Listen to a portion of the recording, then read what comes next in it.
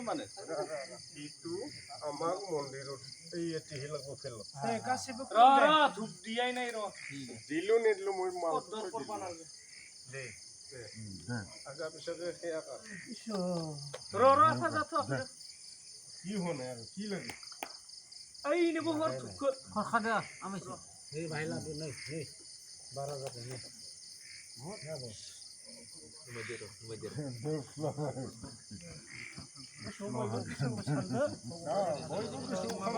भुल भ्रान्ति जालांनो हागौ बेखौ जाहाथे गेना गोरोन्थि जालांनो हागौ खालामनाया गोहो मोजां आफा इसोरा निमाहा होथों ना नै दिनै सोनाब सुपा जोंहा मेदाघाट सोनाब सुपा गामि जौगा आफादनि जिथु जोंहा बोसोरारि दिनै गामि लामा गाथेनाय बा फरासित खालामनाय दिन दिनै बैसागुनि 25 तारिख 25 खालार ना 14 खालार बे तारिखआव जोङो दिनै गामियाव जाहाथे न'खरनि बायदिसिना दुखुफोरा जाहाथे गोजानाव जायखारलाङो बेनि थाखाय जोङो रायजो राजाया बोसोराव खेबसे बेबायदिनो आफा इसोरखौ आइ बैसुमतिखौ लानानै जोङो आइ इसोरखौ लानानै जोङो बेबायदिनो जिथु आगोलनिफ्राय बावबोदों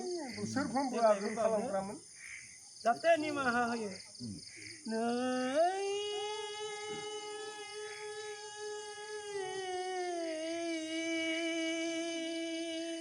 संसारि होननानै बुङो नोंसोरखौलाय होनायाव थेनायाव माबाफोर गोना गोरोन्थि जायोब्लाबो नोंसोर निमाहा होनांगोन इसोर नोंसोर जाबाय निमाहानिगिरि अननायगिरि साननायगिरि नोंसोर दिन्थिगिरि जोंनि गामिनि फिसा फिसौफोरखौ नोंसोर मोजाङैनो दैदेनलांनो नै जोंनियाव दङ शिव आफा नै गुरखा गखाय नै आफा बोराइ बाथौ नोंसोरखौ साखि खालामनानै सानखुरजा जेरैबायदि जोंदों बेबादिनो जाहाथे जोंनि मेदाघाट सोनाब सुपानि फिसा फिसौ बिदा फंबाय गासैखौबो जाहाथे अनलायना सोलिनो हायो मोजां आरो माबाफोर गाज्रि बारहावा फैबाबो गुबुन फारसे एंगार हरो दे हरिबोल। बोडो लोगों की गामी शुद्धि। बोडो समाज में गामी गांव शुद्धि एक महत्वपूर्ण पारंपरिक प्रक्रिया है जिसका उद्देश्य समुदाय के भीतर आध्यात्मिक, शारीरिक और सामाजिक समरसता बनाए रखना है। यह मूल रूप से पारंपरिक गर्जा अनुष्ठान से जुड़ी हुई है। परिभाषा और उद्देश्य। गर्जा या गर्जनाई गारनाई का मतलब है गांव से दुष्ट देवताओं या बुरी आत्माओं को निकालना या भगाना, ताकि हैजा जैसी बीमारियों को रोका जा सके और समृद्धि सुनिश्चित हो सके। अनुष्ठान प्रक्रिया। शुद्धि अनुष्ठान में, और यह तब होता है जब गांव के बुजुर्ग और निवासी विभिन्न बलिदान, बतख, मुर्गी, कबूतर, सुअर, देवताओं को अर्पित करते हैं। भेला राफ्ट अनुष्ठान। देवताओं को अर्पित किए गए बलि भेला, केला के पेड़ों से बना एक बंजी या राफ्ट पर रखकर नदी में बहा दिए जाते हैं, ताकि गांव से बुराई और अशुद्धियों को दूर किया जा सके। महत्व। यह प्रमुख त्योहारों जैसे कि खेराई या बैसागु से पहले समुदाय स्तर पर सफाई का काम करता है, जिससे शुद्ध वातावरण तैयार होता है। समय। पहली प्रक्रिया है। महत्व। यह खेराई या बिस्गू जैसे बड़े त्योहारों से पहले पूरे समुदाय में सफाई का कार्य करता है, जिससे एक शुद्ध वातावरण बनता है। समय। पहली पूजा अक्सर जेठ और आषाढ़ असम कैलेंडर महीनों में की जाती है। शुद्धिकरण के अन्य पहलू। घरेलू शुद्धिकरण। बिस्गू फेस्टिवल के दौरान ग्रामीण अपने घर और रसोई की सफाई करते हैं। गोबर और जातरसी जड़ी बूटी का उपयोग करके स्थान को शुद्ध करते हैं। व्यक्तिगत शुद्धिकरण। वर्जित कार्य करने या कुछ विवाहों, जैसे कि द्वंखरनाई हवा या प्रेम विवाह के बाद दंपति समुदाय स्तर पर शुद्धिकरण अनुष्ठानों से गुजर सकते हैं, जिसका पर्यवेक्षण बुजुर्ग करते हैं ताकि उन्हें समाज में स्वीकार किया जा सके। Gami purification of Bodo people. In Bodo society, the Gami village purification is a vital customary process aimed at maintaining spiritual, physical, and social harmony within the community. It is fundamentally linked to the traditional Gaja ritual. Definition and purpose. Gaja, or Gajanai Aganai, refers to the expulsion or driving away of malevolent deities or evil spirits from a village to prevent diseases like cholera and ensure prosperity. The ritual process, the purification ritual involves and takes place when the village elders and inhabitants offer various sacrifices, duck, chicken, pigeon, pig, to the deities. Bela a raft rite. The oblations made to the deities are placed on a bela, a raft made of plant and trees, and set afloat on a river to signify the removal of evil and impurities from the village. Significance. It acts as a community-wide cleansing before major festivals like Kurai or Busagu, creating a pure environment. Timing. The first ceremony is often held in the Jeth and Ashar, Assamese calendar, months. Other aspects of purification. Household purification. During the Busagu festival, villagers clean their homes and kitchens, using cow dung and jatrasi herb to purify the space. Individual purification. In cases of taboo breaking, or after certain marriages, e.g., Dunkanai Harbour, or elopement, couples may undergo purification ceremonies at the village level, supervised by elders, to be accepted into society.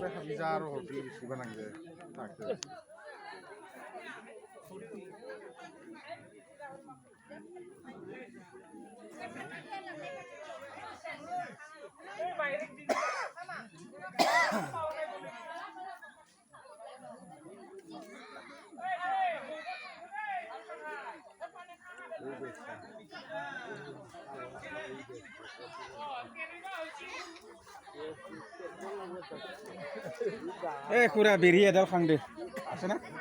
Enggak, आंनियाव दङ मुथाते আছে। Oh ya. Ya ada dami bos tu apa? নাই নাই Buat dekade deh. Dia balik. Fighting. অলপ আমি এটা লিখা লিখি কৰিব লাগিব না এইবিলাক গাঁৱৰ নিয়ম কানুন পুৰাণা Kita hiya buji palina. বুজি পালো মই সব Kenaka. সেইকাৰণে এইটো আমি Kita i buat dekat jitu tuli ase. Bisa aja setar. আহা নাই কিন্তু নাই। আমি Bisa ahi থাকে তাতে। আমি মানুহক জানবা দি থাকো আৰু তাৰমানে বাহিৰত বাহিৰত প্ৰচাৰ। প্ৰচাৰ আমাৰ তাৰমানে বহাগ বিহুত কেনেকা কিবা হয় নিয়ম কি লাষ্টত এইবিলাক আৰু এতিয়া বৰ্ডেকা জানিব লিখি দিয়াটো মই লিখিম আৰু এতিয়া এটা তুলি লৈছা যেতিয়া লাহেকে লিখি দিব লাগিব আৰু মুখতে ডাইলগ মাৰ থাকো বৰ্ডেকাই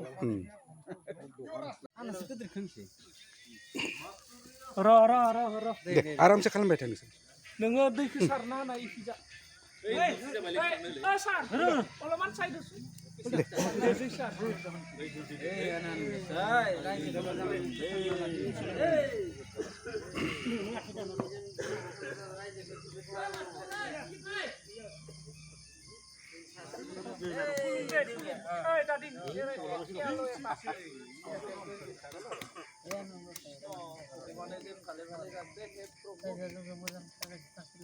नोंसोरनि माबा लाखा लाखा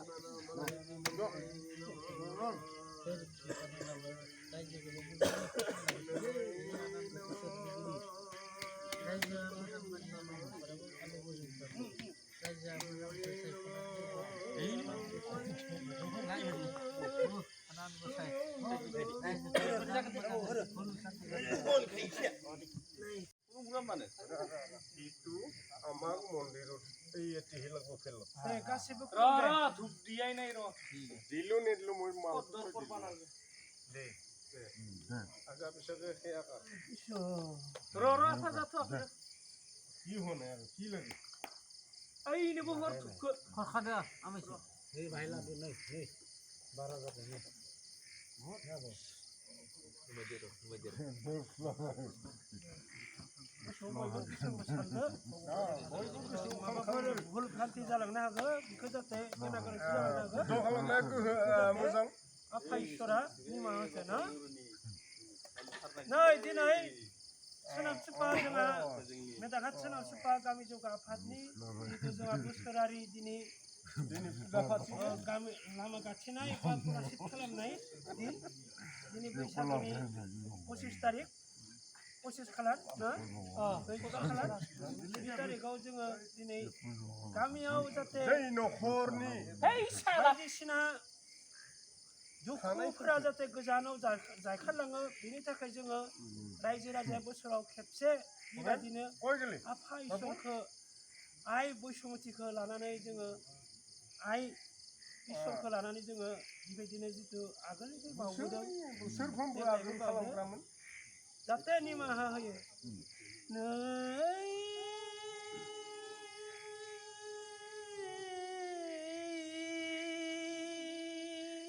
संसारि होननानै बुङो नोंसोरखौलाय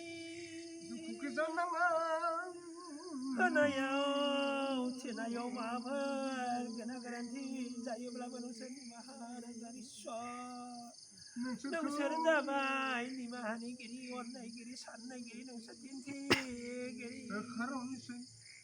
जोंनि गामिनि फिसा फिसौफोरखौ नोंसोर मोजाङैनो दैदेनलांनांगोन नै जोंनियाव दङ शिव आफा नै गुरखा गखाय नै आफा बोराइ बाथौ नोंसोरखौ साखि खालामनानै सान खुरजा जेरैबायदि जोंदों बेबादिनो जाहाथे जोंनि मेदाघाट सोनाब सुपानि फिसा फिसौ बिदा फं गासैखौबो जाहाथे अनलायना सोलिनो हायो मोजां आरो माबाफोर गाज्रि बारहावा फैबाबो गुबुन फारसे ओंखारहरो दे हरिबल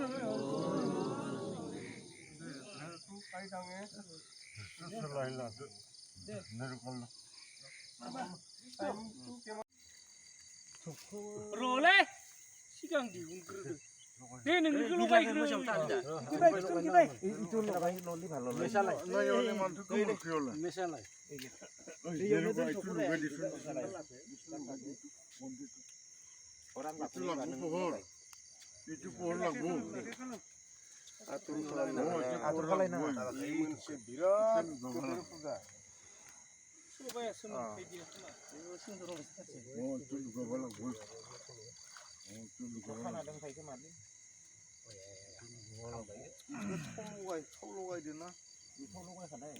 बे सोरहाबा टर्च दं नामा एसे दैमाखौ दिन्थिनो हागोन ना टर्च नै उनखिजासो दैमाखौ उनखिजासो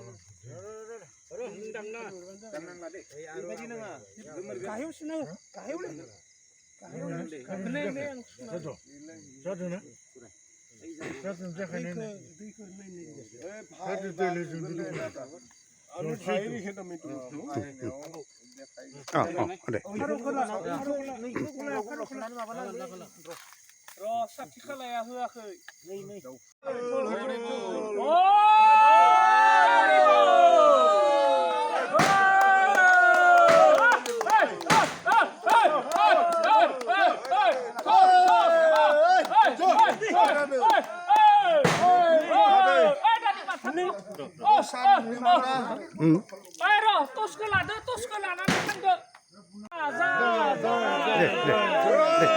दे माबाखौ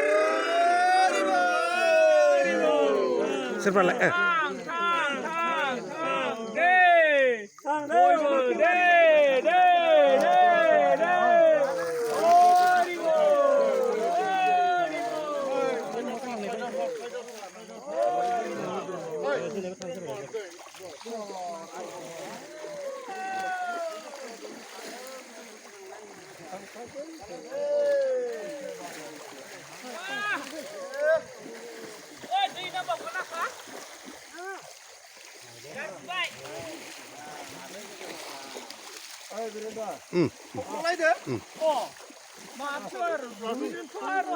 माबा